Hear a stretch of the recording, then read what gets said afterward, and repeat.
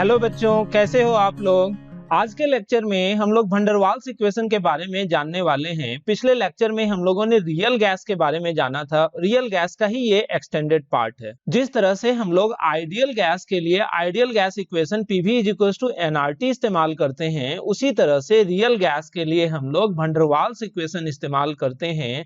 किसी भी real gas के लिए प्रेशर, वॉल्यूम, टेम्परेचर और नंबर ऑफ मोल्स के बीच क्या रिलेशनशिप होता है, वो relationship van der Waals equation के टर्म में हम लोग रिप्रेजेंट करते हैं। यहाँ पर हम लोग इस बात को भी जानेंगे कि किसी भी रियल गैस के लिए वैन डेर वाल्स इक्वेशन किस तरह से हम लोग इस्टेब्लिश करते हैं और रियल गैस के लिए आइडियल गैस इक्वेशन क्यों नहीं एप्लीकेबल होता है।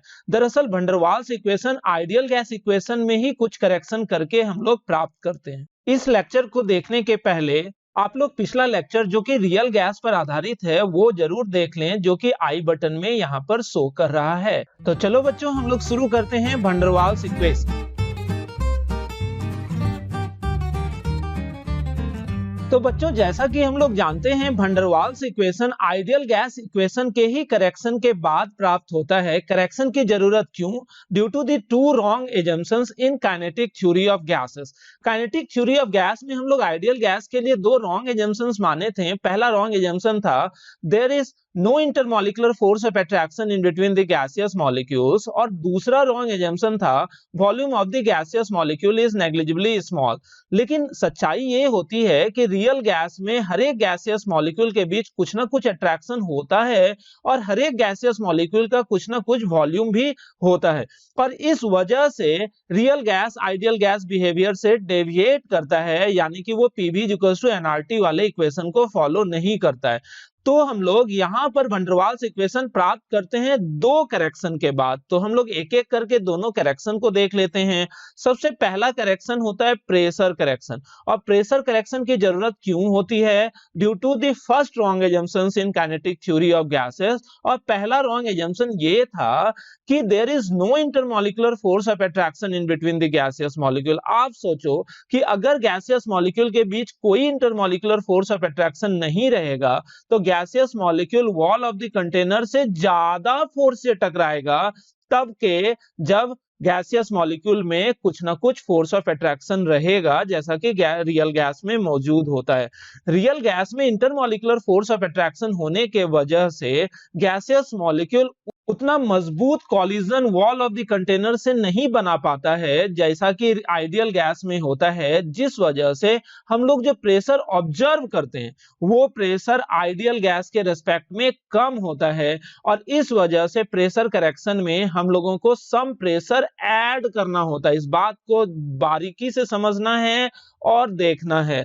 यहाँ पर जैसा कि हमने लिखा है, in real gas due to presence of intermolecular force of attraction between the gaseous molecules, the molecules collide with wall of the container with relatively less force of attraction than in case of ideal gas. That's why the observed pressure in real gas becomes less than in case of ideal gas। कहने का मतलब कि real gas में intermolecular force of attraction के वजह से pressure जो होता है वो आइडियल के रिस्पेक्ट में कम होता है। तो प्रेशर करेक्शन मतलब रियल प्रेशर को आइडियल बनाने के लिए हम लोग को ऑब्जर्व प्रेशर में सम टर्म ऐड करना होगा, यानी कि करेक्शन के दौरान something should be added in the observe pressure. तो क्या ऐड करते हैं?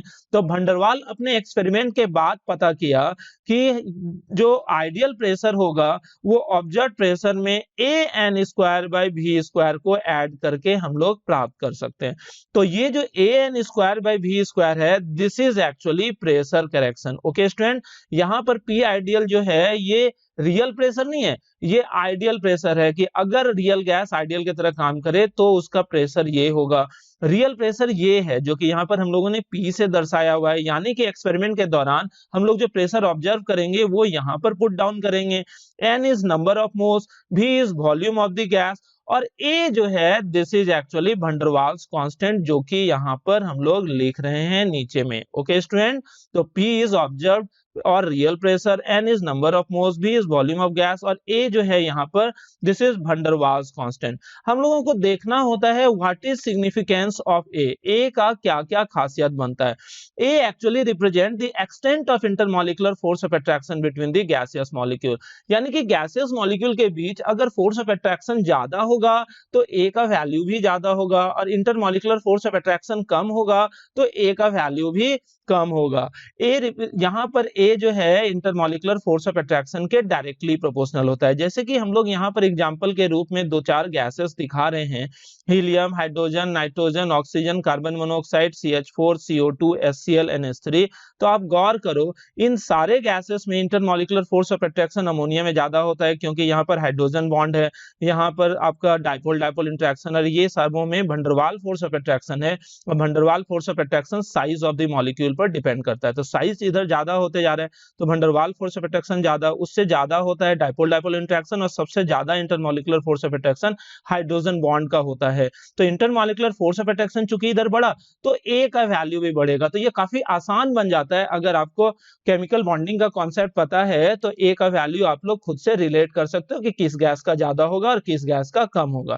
क्वेश्चन आता है यूनिट ऑफ ए को लेकर कि ए का यूनिट क्या होगा। आप जानते हो फिजिक्स में आप लोगों ने यूनिट एंड डायमेंशन चैप्टर पढ़ा हुआ है, तो वहां पर जानते हैं कि किसी भी इक्वेशन में हर एक टर्म्स का जो कि एक दूसरे से ऐड या सब्सट्रैक्ट है, हर एक टर्म का यूनिट सेम होगा, यानी कि इस वाले टर्म का unit should be equals to इस वाले टर्म का यूनिट और शुड बी इक्वल्स टू इस पूरे टर्म का यूनिट। ओके स्टूडेंट, तो इस टर्म का यूनिट प्रेशर का यूनिट, ये भी प्रेशर का यूनिट, और ये पूरा जो होगा वो प्रेशर के यूनिट के बराबर होगा, यानी कि a into N square by V square का यूनिट जो होगा वो प्रेशर के यूनिट के बराबर होगा।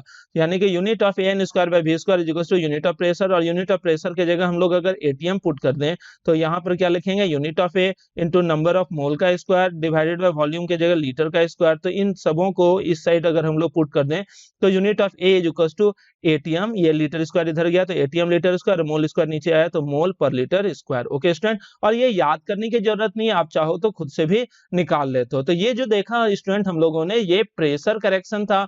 अब हम लोग क्या देखेंगे, volume correction. Okay student, real gas में वॉल्यूम करेक्शन की जरूरत काइनेटिक थ्योरी ऑफ गैस के सेकंड वाले रॉन्ग एजम्पशन के वजह से होता है, और वो रॉन्ग एजम्पशन ये था कि there is no intermolecular force of attraction in between the gaseous molecule. ये तो पहला रॉन्ग एजम्पशन था, और दूसरा रॉन्ग एजम्पशन था volume of the gaseous molecule is negligibly small with respect to volume of the gas. लेकिन सच्चाई क्या है कि रियल गैस में हर एक गैसियस मॉलिक्यूल का कुछ ना कुछ वॉल्यूम होता है जिसको कि हम लोग जीरो नहीं मान सकते हैं, और इस वजह से अपने को वॉल्यूम करेक्शन की जरूरत पड़ती है।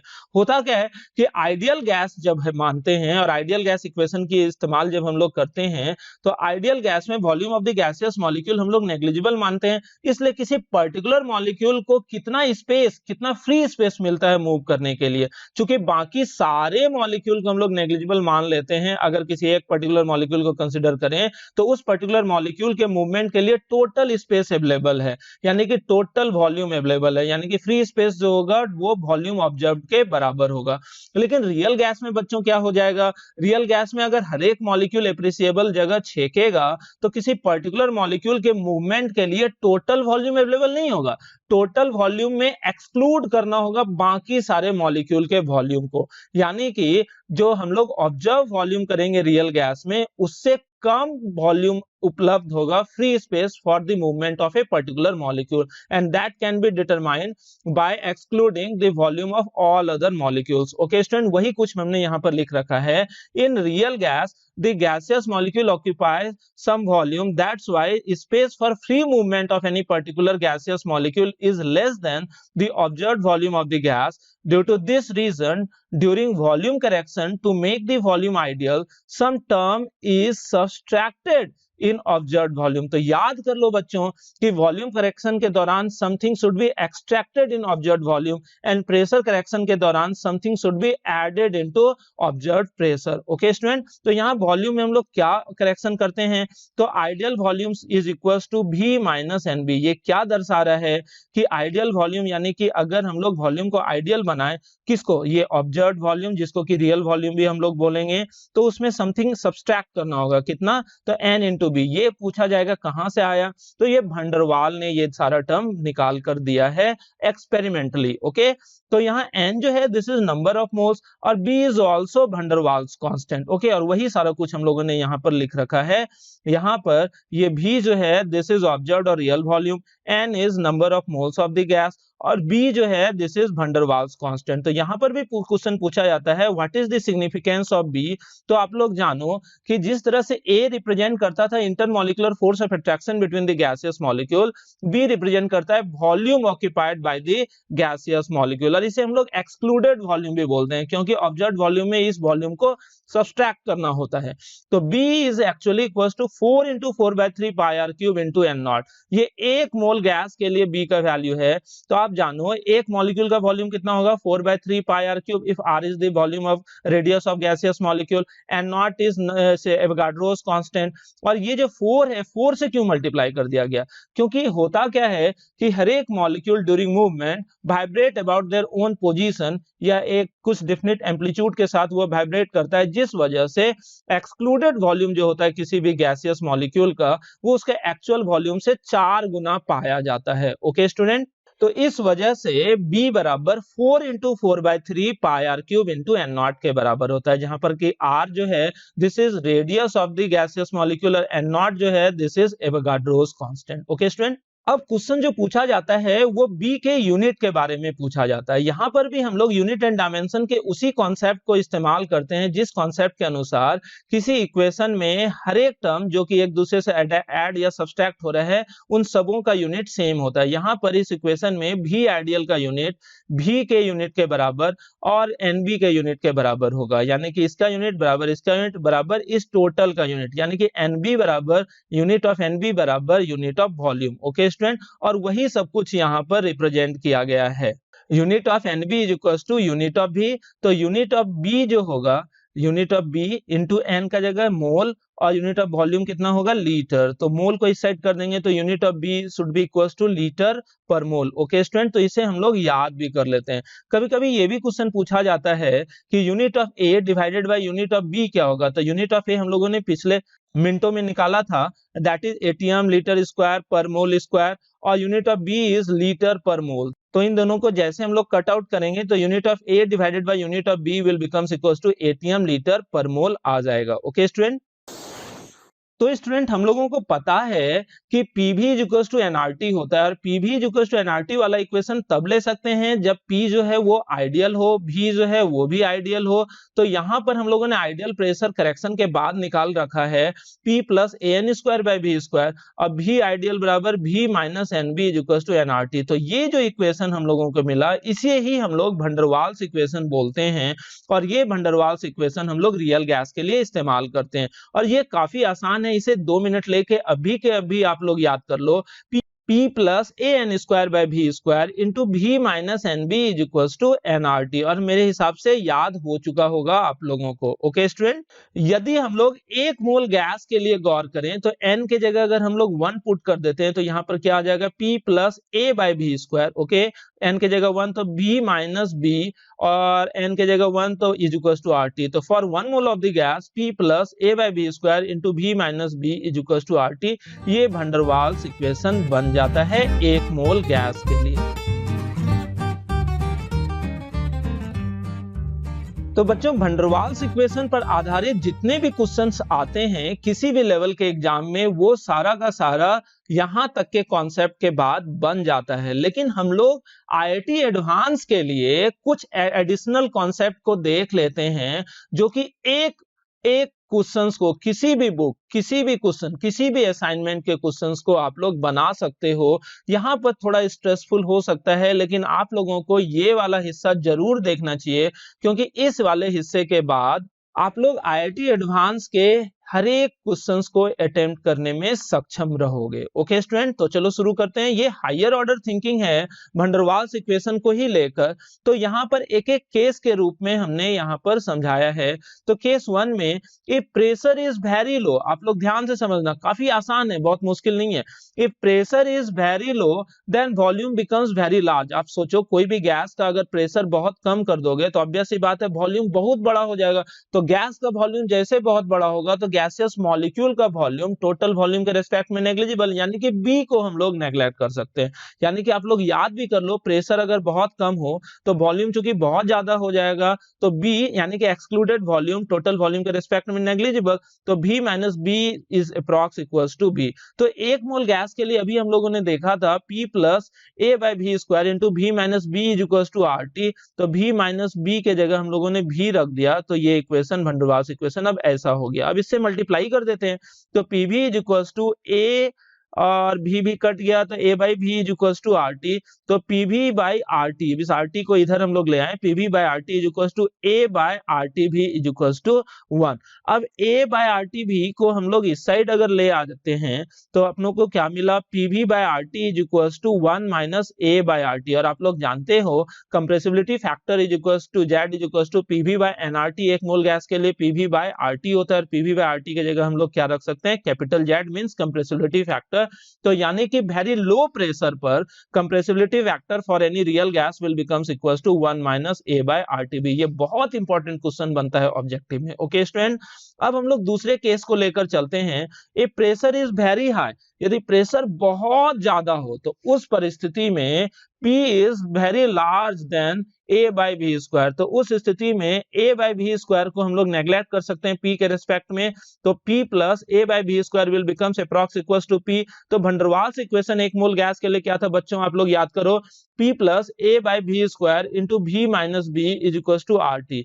तो यहाँ V माइनस बी तो ऐसे ही रहेगा, और P plus A by V square की जगह हम लोग क्या रख सकते हैं बच्चों, P। तो जब इसको मल्टीप्लाई करोगे आप, तो PV minus PB is equals to R T, तो PV बाय आर टी, इस आर टी को इस साइड कर दिए, तो PV by R T minus PB by R T is equals to 1। अब इस PB बाय आर टी को उस साइड ले जाते हैं, तो PV by R T is equals to 1 plus PB by R T आ जाएगा, है कि नहीं बच्चों। तो PV बाय आर टी की जगह बच्चों हम लोग क्या लिख सकते हैं, Z means compressibility factor, and that is equals to 1 plus PB by R T, and this is for real gases at very high pressure. Okay student, अगर हम लोग यहीं पर अप्रोक्सीमेशन लेते हैं, और अप्रोक्सीमेशन क्या कि PV is equals to R T, एक मोल गैस के लिए तो हम लोग ले सकते हैं, तो PV is equals to R T जब हम लोग लेंगे तो Z इज इक्वल्स टू क्या हो जाएगा बच्चों, जो यहाँ पर हम लोगों ने देखा था Z is equals to 1 plus PB by RT, तो यहाँ पर RT की जगह हम लोग क्या रख सकते हैं बच्चों, PV।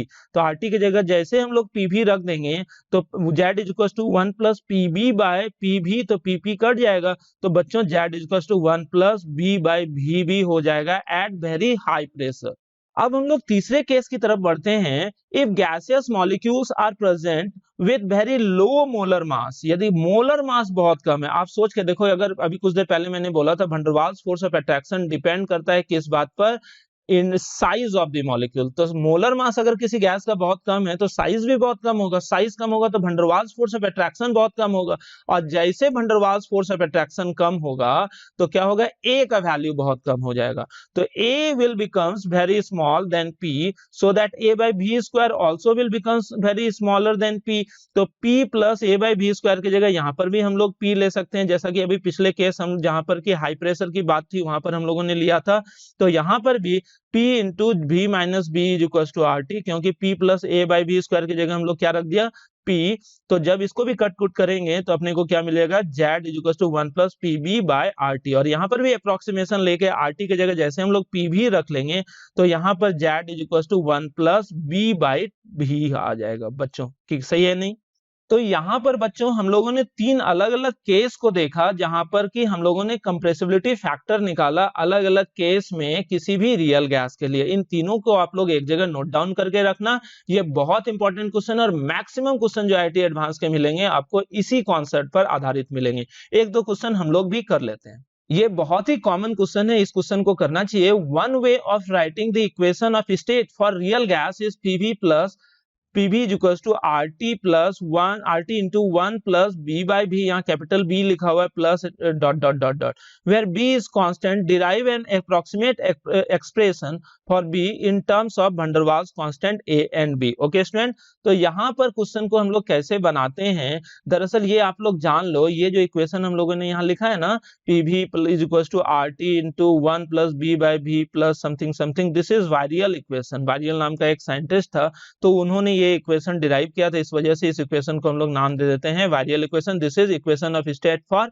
Real gas. यहाँ पर अपने को बी का वैल्यू निकालना है in terms of small A and small B. Okay student, तो चलो हम लोग शुरू करते हैं। वी नो दैट, हम लोग van der Waals इक्वेशन जानते हैं, P plus A by B square into B minus B is equal to R T होता है। आप लोग जानो कि P plus A by B square is equal to R T divided by B minus B हो जाएगा। ये B minus B को इस साइड ले आते हैं तो P plus A by B square is equal to R T by B minus B होता है। तो यहाँ पर आप लोग जानो कि v को जैसे हम लोग कॉमन ले लेंगे, यहाँ पर v को जैसे हम लोग कॉमन ले लेंगे यहाँ पर से लेकर, तो जैसे यहाँ पर सोचो आप v को कॉमन लिए, ओके, तो v को कॉमन ले लेंगे तो क्या हो जाएगा, ऊपर एक v से मल्टीप्लाई करना होगा कि नहीं करना होगा, अगर v को उस साइड हम लोग करते हैं, या फिर आप लोग देखो कि यहाँ पर भी v से मल्टीप्लाई करते हैं, यहाँ पर भी v से मल्टीप्लाई करते हैं। तो इधर v से मल्टीप्लाई किए तो क्या मिला, A P plus A by B square into V, और इधर भी v से मल्टीप्लाई कर दिया तो आर टी भी divided by B minus B. इस v को नीचे ले आते हैं, इस v को जैसे हम लोग नीचे ले गए तो क्या हो जाएगा, v माइनस बी बाई भी, और इस v से मल्टीप्लाई कर दिए तो P V plus A by भी। ओके स्टूडेंट, अब P V plus A by भी इक्वल टू क्या हो गया, आर टी डिवाइडेड बाई ये v से कट जाएगा तो 1 माइनस स्मॉल b बाई भी हो जाएगा, है कि नहीं स्टूडेंट। अब यहाँ पर क्या मिला हम लोगों को, P V plus A by V is equal to R T into 1 minus B by V पर पावर -1, जैसे इसको ऊपर ले लेंगे। अब b बाई भी जो है ये बहुत छोटा टर्म है, और बाइनोमियल इक्वेशन में हम लोग जानते हैं जैसे कि 1 minus X to the power -1 is equal to क्या होता है, 1 प्लस एक्स स्क्वायर समथिंग। उसी तरह से यहाँ पर भी वही काम हम लोग करने जा रहे हैं। सबसे पहले इस आर टी को इस साइड ले आते हैं तो P V by R T is equal plus A by R T भी इज इक्वल टू यहाँ पर क्या मिल जाएगा बच्चों, 1 minus B by V to the power -1। यहाँ पर वही बात हम लोगों ने लिखा है कि b बाई भी जो है ये 1 से बहुत छोटा है, इस वजह से P V by R T plus A by R T भी इज इक्वल्स टू 1 प्लस, जैसे कि अभी बताया ना 1 minus X to the power -1 is equals to होता है, अगर x बहुत छोटा है तो 1 plus X square plus X cube. तो वो उसी आधार पर बाइनोमियल इक्वेशन के आधार पर हम लोग लिख रहे हैं 1 minus B by V to the power -1 is equals to 1 plus B by V plus B square by B square plus B cube by B cube plus B four by B four something dot dot dot dot होते चले जाएगा infinity तक। Okay student, अब आप देखो P V by R T और इस वाले ए बाय आर टी भी को उस साइड ले आते हैं, तो यहाँ पर देखो 1 बाई भी है, तो इस b बाई भी में भी 1 बाई भी है, तो इस वाले टर्म को इस वाले टर्म के साथ रखते हैं। तो देखो तो P V by R T is equal to A by R T V को इस साइड ले गए तो ये 1 तो ऐसे ही रहा, b बाई भी ऐसे ही रहा, और a बाय आर टी भी उधर गया तो minus A by R T भी हो गया। इसको इसके साथ सिर्फ ब्रैकेट कर दिया और बाकी सब कुछ वैसे ही लिख दिए, B square by B square plus B cube by B cube something etcetera etcetera. तो P V by R T is equal to क्या हुआ, 1 प्लस यहाँ पर अगर हम लोग देखें कि अगर 1 बाई भी को कॉमन ले लेते हैं 1 बाई भी को, तो यहाँ पर क्या मिल गया, b minus A by R T, B minus A by R T divided by V plus B square by B square plus B cube by B cube and so on. तो यहाँ पर हम लोगों को बच्चों क्या मिला, P V by R T को आर टी उस साइड अगर ले जाएं तो P V equal to R T into 1 plus B minus A by R T by B plus B square by B square, ये नहीं लिखा है लेकिन लिख सकते हैं B square by B square plus B cube by B cube and so on. अब virial equation जो हम लोगों को दिया था, ध्यान से देखना ये वाला इक्वेशन, ओके स्टूडेंट, ये वाला इक्वेशन और क्वेश्चन में जो ये वाला इक्वेशन दिया जिसे बायरियल इक्वेशन बोलते हैं, ये इक्वेशन और ये वाला इक्वेशन को जैसे हम लोग कंपेयर करते हैं तो यहाँ पर कैपिटल B की जगह क्या है बच्चों, B minus A by R T. तो यहाँ कैपिटल B की जगह हम लोगों ने क्या रख दिया, B minus A by R T, और यही कैपिटल B का वैल्यू है जो कि क्वेश्चन में पूछा जा रहा था। ओके स्टूडेंट, हो सकता है ये क्वेश्चन आप लोगों को काफी टफ लगा हो, लेकिन ये बहुत ज्यादा इंपॉर्टेंट है, और इस क्वेश्चन के टुकड़े टुकड़े पर कई सारा क्वेश्चन पूछा गया है IITs और मेडिकल में। तो इन सारे क्वेश्चन को पूरा देखना है, समझना है, ये आपके लिए बहुत ज्यादा फायदेमंद होने जा रहा है। तो अगले लेक्चर में हम लोग देखेंगे बच्चों लिक्विफिकेशन ऑफ गैस के बारे में, वो कैसे कैसे काम करता है, और वो थ्योरेटिकल टॉपिक है, उस पर कोई न्यूमेरिकल नहीं बनता है, तो वाजिब है आप लोगों को आसान ही लगेगा। उस लेक्चर को भी आप लोग पूरा देखो और अपने आप को, अपने क्वालिटी को, अपने एबिलिटी को इम्प्रोवाइज करो। Okay student.